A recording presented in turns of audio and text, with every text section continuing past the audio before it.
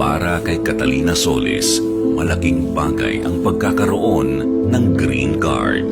Dahil sa tulad niyang may maintenance at pangangailangang medikal, hindi biro ang gastusin sa ospital. Napakalaking tulong ang ginawa ni Mayor Nene sa pagbibigay niya ng green card sa taong kagaya namin.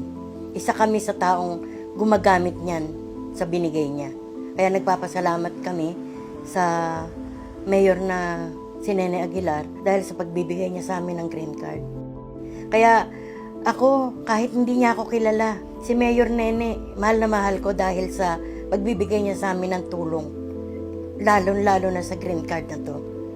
Malaking bagay ito sa amin.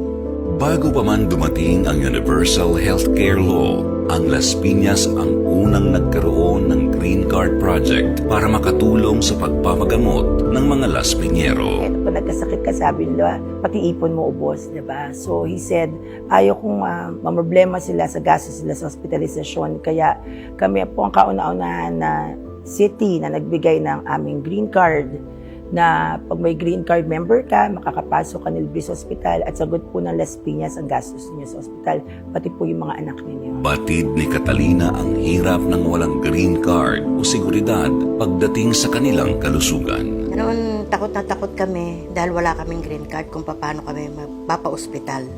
Ito nga, na-i-apply ko, malaking bagay na nagkaroon ka ng green card.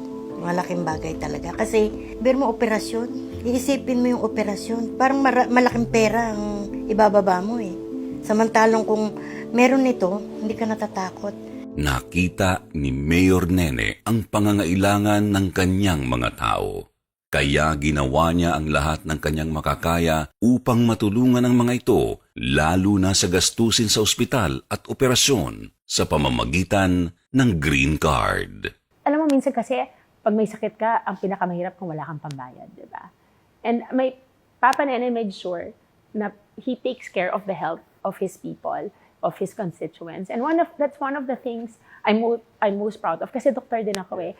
And I see that pag may sakit ang tao, nangangailangan sila talaga. And if you can save a life, that's a big thing. Kasi isa yun sa mga isang pangangailangan ng tao na minsan wala silang pambayad. Tunay na legasiya ng isang ama para sa kanyang mga anak ang mapangalagaan ang kalusugan ng mga ito.